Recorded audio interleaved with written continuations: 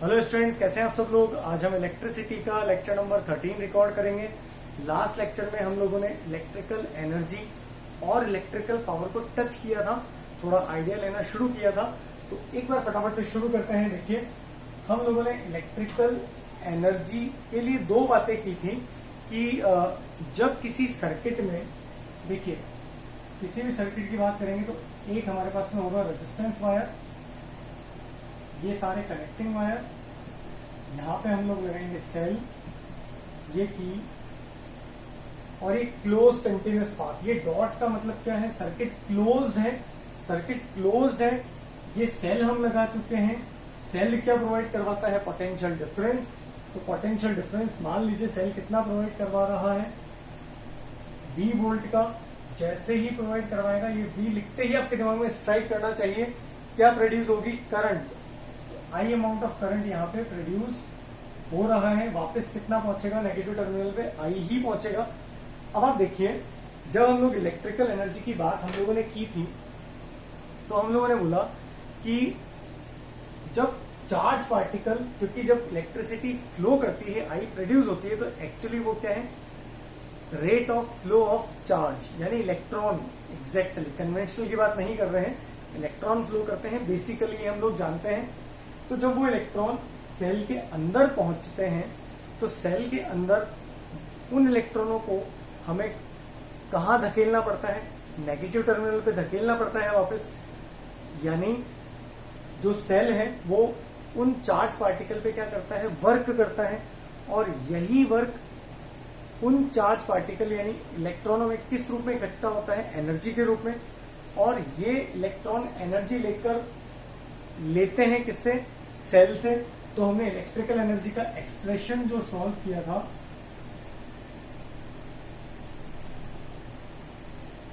Electrical energy के जो फॉर्मूले हम लोगों ने लिखे थे, क्या लिखे थे, E is equal to V into I. फिर हम लोगों ने E इज इक्वल टू क्या लिखा था, V इंटू आई, और यहां पर टाइम भी लिखा था, ध्यान रखिएगा, क्लियर है।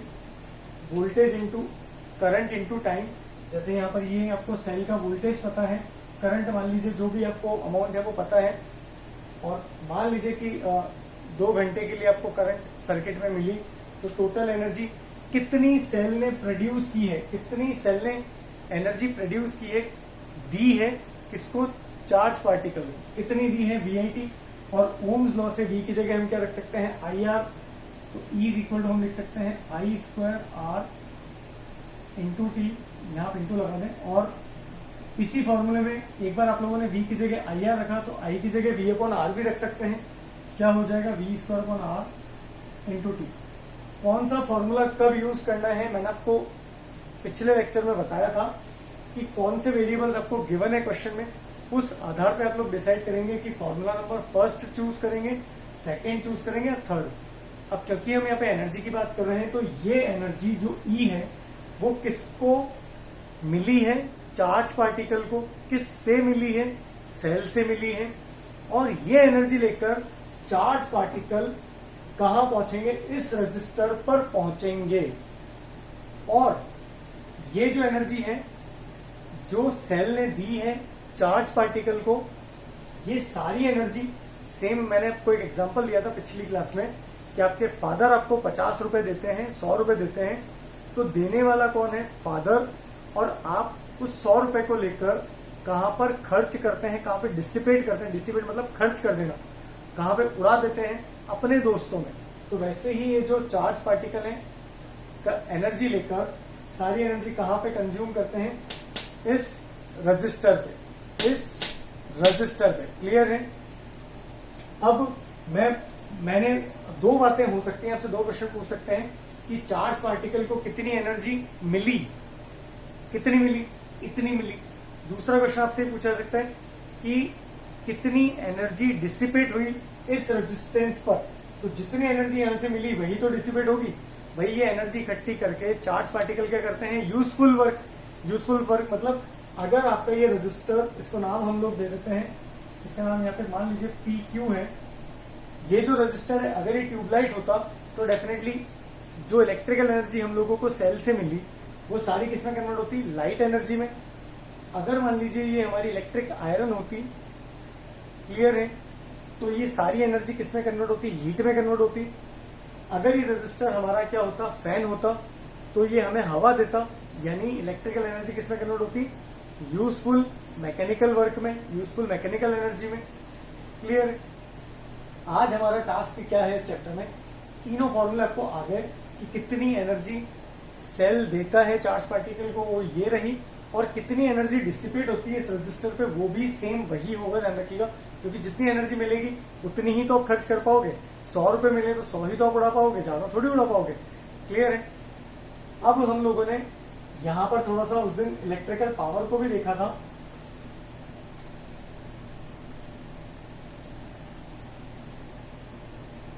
इलेक्ट्रिकल पावर भी आपका क्या था, देखिए इलेक्ट्रिकल पावर को हम किससे डिनोट करते हैं, पी से। और पावर क्या होता है, rate of doing work, rate of doing work. अगर मैं पावर का फॉर्मूला लिखूं W/T, क्लियर है।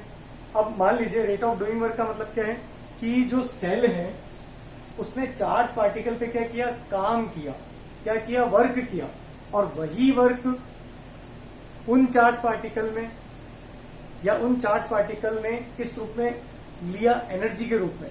क्लियर है। तो हम power is equal to E/T भी लिख सकते हैं। कैसे, हमने लिखा पावर का formula rate of doing work, तो कोई भी बंदा कितना ज्यादा काम कर पाएगा, ये कैसे डिसाइड होगा कि वो कितनी ज्यादा एनर्जी खर्च कर पाता है, कितनी एनर्जी खर्च कर पाता है। भाई अगर मान लीजिए एक बंदा बहुत ज्यादा पावरफुल है, तो मैं बोलूंगा उसको वो 2 अलग अलग बंदे हैं, एक घंटे में 10 काम कर सकता है और एक घंटे में 15 काम कर सकता है।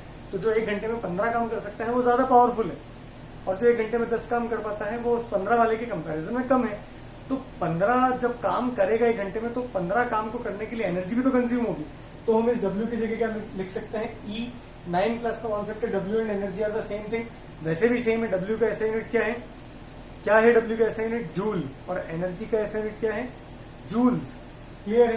तो अगर मान लीजिए हमें इलेक्ट्रिकल पावर के फॉर्मूले निकालने हैं, तो कुछ नहीं करना, ये जितने भी एनर्जी के अपने फॉर्मूले लिखे हैं इन सब में आप T का डिवाइड दे दें।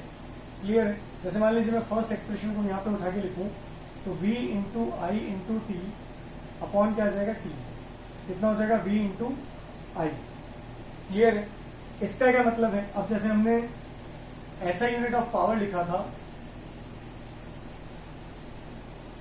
हम लोगों ने ऐसा यूनिट ऑफ पावर लिखा, क्या लिखा, वॉट। और अगर वॉट का भी मतलब अगर हम लोगों को देखना है, तो पावर का बेसिक फॉर्मूला क्या है, W/T, और W का ऐसा यूनिट क्या है, जूल्स, और टाइम का ऐसा यूनिट क्या है, सेकेंड। तो इस वॉट को हम क्या लिख सकते हैं, जूल पर सेकेंड भी लिख सकते हैं। क्लियर है। 9 क्लास आप लोगों ने पढ़ा था, पावर का फॉर्मूला क्या था, W/T। तो पावर का ऐसा यूनिट क्या है, वॉट, जिसको हम क्या लिख सकते हैं, जूल पर सेकेंड। तो अगर मान लीजिए कि ये जो सेल है वो कितने वोल्ट का है, मान लीजिए 6 वोल्ट का है, और कितना करंट वो प्रोड्यूस कर रहा है, मान लीजिए 2 एम्पियर प्रोड्यूस कर रहा है। तो पावर, जो पावर उसने दी है किसको, चार्ज को, वो कितना निकालेंगे हम, V इंटू आई से निकालेंगे। ध्यान रखिएगा कितना हो जाएगा, 6 इंटू 2 कितना हो जाएगा, 12 वॉट, जिसको हम क्या लिख सकते हैं, 12 जूल पर सेकेंड। इसका मतलब क्या है कि जो सेल है वो 1 सेकेंड में जो चार्ज पार्टिकल है उसे कितनी एनर्जी दे रहा है, 12 जूल। ये अलग अलग तरीके से पढ़ने का एक मेथड है। इलेक्ट्रिकल एनर्जी के फॉर्मूले बड़े आसान, VIT याद रखने का तरीका, Vellore institute of technology, VIT। Clear है। फिर ये 3 फॉर्मूला बड़े आसानी से बना सकते हैं। ओम्स लॉ यूज करें, V की जगह क्या रख दें, IR रख दें। तो ये सेकंड फॉर्मूला, जो कि ध्यान रखिएगा अभी अपन अगले जो heating effect of electric current पढ़ेंगे वह बड़ा काम का होगा। क्लियर। और अगला इस थर्ड वाला फॉर्मूला कैसे निकालेंगे, इसी फर्स्ट फॉर्मूले में I की जगह क्या रख दें, V/R। तो ये फॉर्मूला बन जाएगा। और यहां से अगर आप T को हटा देंगे, यहां से अगर आप T को हटा देंगे मतलब अगर आप इस T को इसके नीचे ले जाएंगे, E के नीचे, तो E/T क्या बन जाता है, पावर, इलेक्ट्रिकल पावर। क्लियर है। तो यहां तक की क्लास हम लोगों ने पढ़ चुके थे। आज हम एक नया टॉपिक छोटा सा शुरू करेंगे, heating effect of electric current. देखिए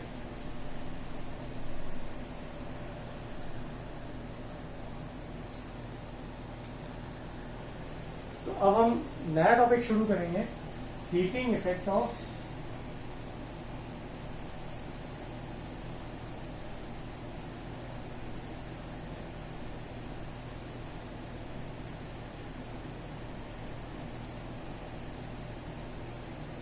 इलेक्ट्रिक करंट। इसका मतलब क्या है, आई के द्वारा यानी इलेक्ट्रिक करंट के द्वारा हम लोग क्या प्रोड्यूस करेंगे, हीट एनर्जी। कैसे पॉसिबल है, देखिए इलेक्ट्रिक करंट के द्वारा हम लोगों को क्या प्रोड्यूस करनी है, हीट एनर्जी। कैसे कॉन्सेप्ट को आगे बढ़ाएं, कैसे आगे बढ़े इस टॉपिक के ऊपर, तो देखिए आप कैसे इसको अप्रोच करेंगे। देखिए वही डायग्राम आप लेंगे, बेसिक डायग्राम। यहां पे आपने एक सेल लगाया, ये की, इसका रेजिस्टेंस कितना है, आर। बहुत क्रूशल इस समय resistance A B heating effect के अंदर देखिएगा भी आपको बहुत अच्छे से समझ आने वाला है। ये सेल ने क्या दिया, पोटेंशियल डिफरेंस प्रोवाइड करवाया। जैसे ही पोटेंशियल डिफरेंस आएगा क्या प्रोड्यूस होगी, करंट। जितना पॉजिटिव से करंट निकलेगा उतना नेगेटिव पे एंटर भी करेगा। ये सब चीजें बार बार पढ़ रहे हैं। अब देखिए हम लोगों ने एनर्जी के फॉर्मूले भी पढ़े हैं। E इज इक्वल टू, क्या फॉर्मूला हम लोगों ने पढ़ा, Vellore institute of technology, VIT, clear है। या E इज इक्वल टू हम पढ़ सकते हैं V²/R इंटू टी, या E is equal to I²/R into T. ये काम आने वाला है बड़ा। अब देखिएगा, देखिए फटाफट एक बार हम फिर पढ़ लेते हैं। सेल ने एनर्जी दी, किसको, चार्ज पार्टिकल को। ये एनर्जी लेकर सेल इस कनेक्टिंग वायर के थ्रू होता हुआ इस रजिस्टर में पहुंचा। यहां से चार्ज पार्टिकल कनेक्टिंग वायर के होते हुए यहां से एनर्जी गेन करके कहां पर पहुंचे, इस रजिस्टर पे पहुंचे। रजिस्टर पे वो क्या करेंगे, यूजफुल वर्क परफॉर्म करेंगे। इस एनर्जी से ही डेफिनेटली वर्क परफॉर्म होते हैं। तो ये जो रजिस्टर है वो अगर आपका ट्यूबलाइट हुआ तो लाइट पैदा होगी। ये जो रजिस्टर है वो अगर फैन हुआ तो आपको हवा मिलेगी, मैकेनिकल एनर्जी प्रोड्यूस होगी। ये अगर आपका कूलर है तो definitely again mechanical energy produce होगी। अगर ये आपका जो रजिस्टर है वो क्या है, मान लीजिए इलेक्ट्रिक आयरन है, माइक्रो या आपका अवन है, तो क्या प्रोड्यूस होगी, हीट पैदा होगी। तो यही बात हम लोग कर रहे हैं कि अब तक जैसे मान लीजिए हमारी जो ट्यूबलाइट है वो अगर मान लीजिए उसका मेन टारगेट क्या है, उस रजिस्टर का मेन टारगेट क्या है, लाइट पैदा करना। पंखे का मेन टारगेट क्या है, हवा देना। लेकिन अगर ये रजिस्टर्स जो हैं, ये जो डिवाइसेस हैं, अगर बहुत देर तक चालू रह जाए तो आप क्या देखते हैं, ये गर्म हो जाते हैं। क्या हो जाते हैं, गर्म हो जाते हैं। तो वहां जो हीट पैदा हुई है इन अप्लायंस से या इन डिवाइसेस से या इन रजिस्टर से, वो क्या है, side effect of electric current. क्योंकि हमारा मेन टारगेट ट्यूबलाइट से क्या था, लाइट पैदा करना था। पंखे से क्या था, हवा देना था, मैकेनिकल एनर्जी प्रोड्यूस करना था। लेकिन जब हमने अपने अप्लायंस को ज्यादा यूज किया, जैसे मान लीजिए मैं इस समय आपका वीडियो बना रहा हूं तो मेरा mobile at the same time heat up हो रहा है, गर्म हो रहा है। तो मेरा टास्क जो था, जो इसमें इलेक्ट्रिसिटी है उससे वीडियो बनाना, टास्क ये नहीं था कि वो मोबाइल गर्म हो जाए। तो मोबाइल का गर्म हो जाना is a side effect, clear है। लेकिन अगर मान लीजिए हमें इफेक्टिवली केवल हीट ही पैदा करनी है, इलेक्ट्रिसिटी देकर केवल हीट ही पैदा करनी है। बहुत सारी ऐसी जगह है जहां पर हम हीट को ही एज अ प्रोडक्ट देखना चाहते हैं। जैसे आपका हीटर हुआ, पानी गर्म करने की रॉड हुई, क्लियर है, या आपका आयरन हुआ जिससे आप कपड़े प्रेस करते हैं। उन सबका मेन टारगेट क्या है, इलेक्ट्रिसिटी लेकर हीट पैदा करना। क्या टारगेट है, इलेक्ट्रिसिटी लेकर हीट पैदा करना।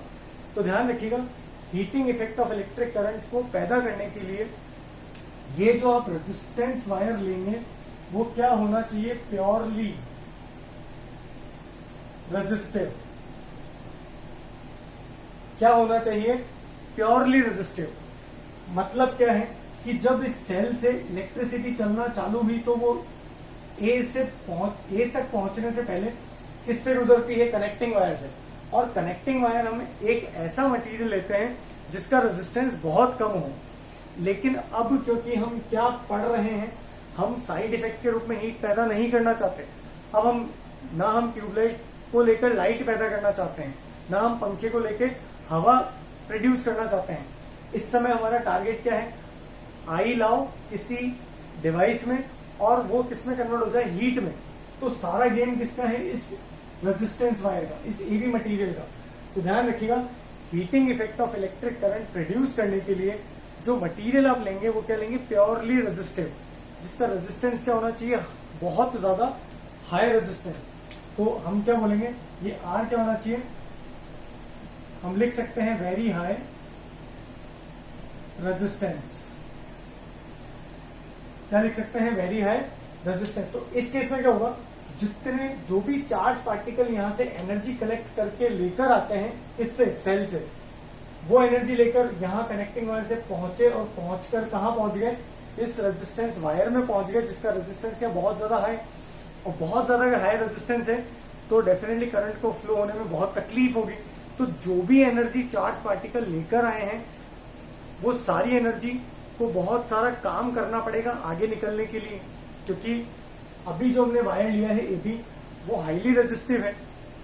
तो ध्यान रखिएगा, हाईली रेजिस्टिव का मतलब क्या है, जो हमारा मटेरियल है उसका रेजिस्टेंस बहुत ज्यादा है, और रेजिस्टेंस बहुत ज्यादा है तो इलेक्ट्रॉनों को फ्लो होने में बहुत तकलीफ होगी। या आप इसको ऐसे समझ सकते हैं कि बहुत सारे आयन मौजूद हैं इस मटेरियल वायर में, तो वहां पर क्या होगा, ये जितने भी चार्ज पार्टिकल थे जो एनर्जी लेकर आए थे, कितने एनर्जी लेकर आए थे, V into I into T, या V square upon R into T, या आई स्क्वायर आर टी, ये सारी एनर्जी वो क्या करेंगे, किसको दे देंगे, उन बीच में मौजूद हिंड्रेंस को दे देंगे, और अपनी जगह क्या करेंगे, वाइब्रेट करेंगे, और वो वाइब्रेशन क्या पैदा करेंगे, बहुत सारी हीट पैदा करेंगे। तो एक्चुअली जो हीट होगी वो किसके बराबर होगी, जो चार्ज पार्टिकल के पास में एनर्जी थी वो सारी एनर्जी अब किसमें बदल चुकी है, हीट एनर्जी में। तो ये जो एनर्जी के फॉर्मूले थे, बस अब आपको यहाँ पे ई की जगह क्या लगाना है, एच, फॉर्मूला वही का वही रहेगा, V into I into T, H is equal to V square upon R into D, और H is equal to I square into R into T. एक बार मैं आपको फटाफट से इसका ब्रीफ में एक बार और समझा देता हूं। भाई ये एनर्जी चार्ज पार्टिकल को किसने दी, सेल ने दी। ये एनर्जी लेकर चार्ज पार्टिकल इस रेजिस्टेंस, इस जो हमारा रेजिस्टेंस है एबी, यहां पर ये एनर्जी सारी क्या होगी, डिवोट होगी, डिसिपेट होगी।